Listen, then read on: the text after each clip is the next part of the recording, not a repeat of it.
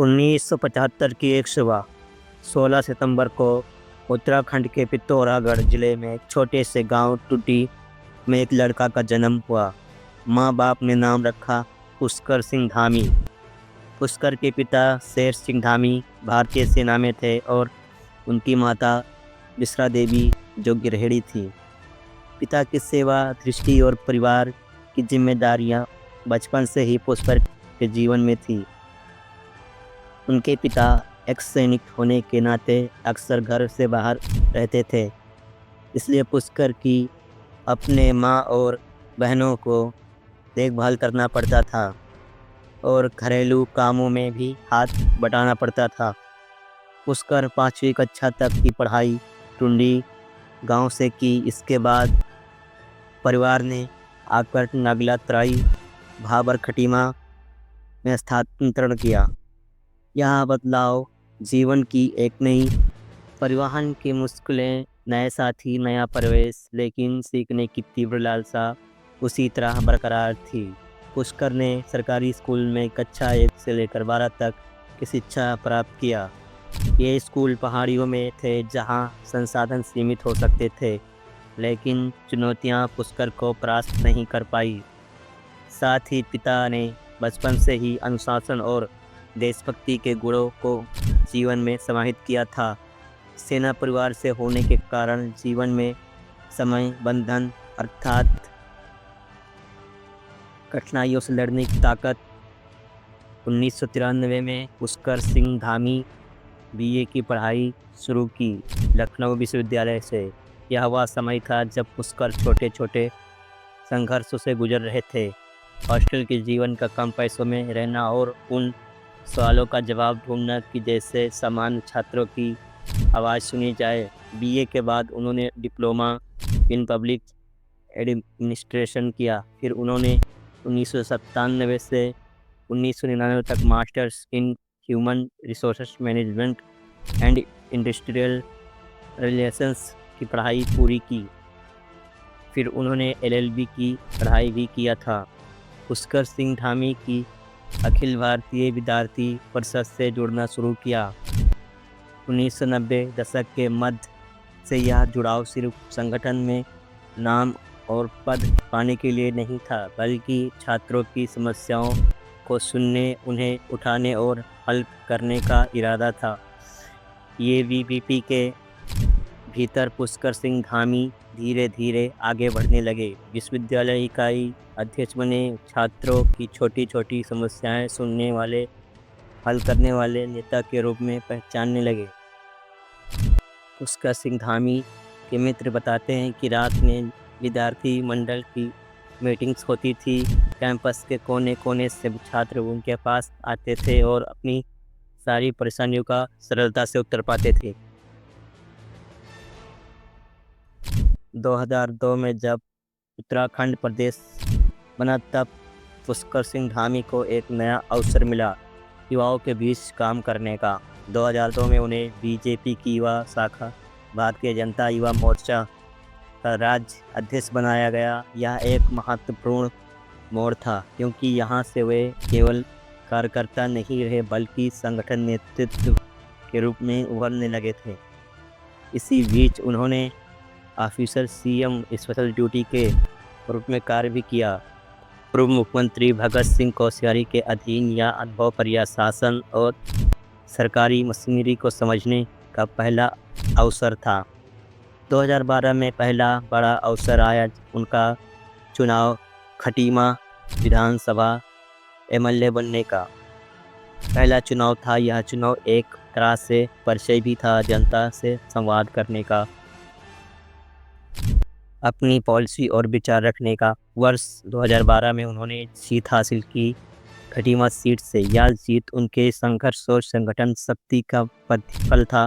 संघर्ष के दिनों में पुष्कर सिंह धामी ने जो जनता को भरोसा पाया था, ये जीत उसी का परिणाम था। ये वो दौर था जब पुष्कर सिंह धामी ने तय किया कि राजनीति सिर्फ पद नहीं है, सेवा है। सिर्फ भाषण नहीं देना है, काम भी करना है, और यह सब करके दिखाया। 2014 में वे पुनः खटीमा से विधायक बने। जनता ने उनका काम देखा था, स्थानीय विकास, लोगों से जुड़ाव और समस्या समाधान में सक्रियता। इस जीत ने उन्हें यह भरोसा दिलाया कि वे जनता के दिलों में अपना स्थान बना चुके हैं। 2021 में राजनीतिक तूफान पर था, जब समय सत्ता परिवर्तन की ज़रूरत महसूस की जा रही थी। भाजपा की हाईकमान ने देखा कि एक चेहरे से राज्य की चुनौतियों को सामना किया जा सकता है। खटीमा से 2 बार विधायक रह चुके पुष्कर सिंह धामी को पार्टी द्वारा मुख्यमंत्री पद पर उम्मीदवार बनाया गया। 4 जुलाई 2021 को शाम राजभवन देहरादून में धामी ने शपथ ली। उत्तराखंड के 11वें मुख्यमंत्री बने। उस समय उनकी उम्र मात्र 45 वर्ष की थी। 2022 का विधानसभा का चुनाव प्रचार और शोर जोर से चल रहा था। पुष्कर सिंह धामी, जो उस समय मुख्यमंत्री पद पर थे, खटीमा विधानसभा चुनाव क्षेत्र से लड़ने की तैयारी कर चुके थे। उन्होंने 2012 और 2017 में खटीमा सीट जीती थी और यह इस बार इस जीत का भरोसा था। लेकिन जब मतदान हुआ और मतगणना की गई तो परिणाम चौंका दिया। खटीमा की सीट कांग्रेस ने जीत लिया था। पुष्कर सिंह धामी की हार ने न सिर्फ राजनीतिक गलियारों में हलचल मचा दी, बल्कि जनता में भी सवाल खड़ा कर दिया कि मुख्यमंत्री कैसे होंगे अगर उनके पास विधानसभा सीट नहीं है। राज्य में स्थिति कुछ यूँ बनी कि भाजपा ने कुल मिलाकर 70 विधानसभा सीटों में से 47 सीटें जीत ली थी। फिर से सत्ता में लौटने का निर्णय किया, यानी पार्टी की जीत हुई, लेकिन पुष्कर सिंह धामी ने अपना विधानसभा सीट खटीमा नहीं जीत पाए। भारी हार के बाद भी भाजपा ने उन्हें निर्णय लिया कि धामी को मुख्यमंत्री बने रहना चाहिए।